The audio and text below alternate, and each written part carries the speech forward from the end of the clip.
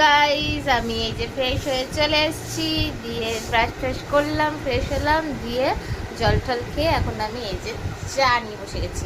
খাবো লাল চা।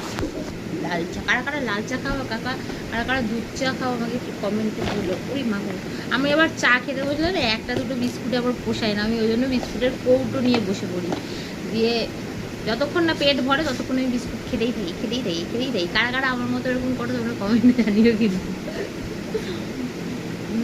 যাই হোক, আজকে কারা কারা রথ দেখতে যাচ্ছ, রথের মেলায় যাচ্ছ, কমেন্টে কিন্তু জানাবে, আমি কিন্তু জানতে চাই। আর লাইভে তো আসছি দুপুরে, দিয়ে আমি চাটা খেয়ে সব কাজ বাজ হয়ে গেছে, বাসি কাজ।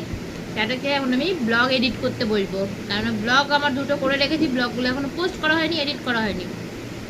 ওই চাটা খেয়ে তোমরা ব্লগ দেখো, লাইভে এসো, দুপুরে লাইভে আসবো, 1:30টায় আসবো, নাহলে 4টার সময় আসবো, ঠিক আছে?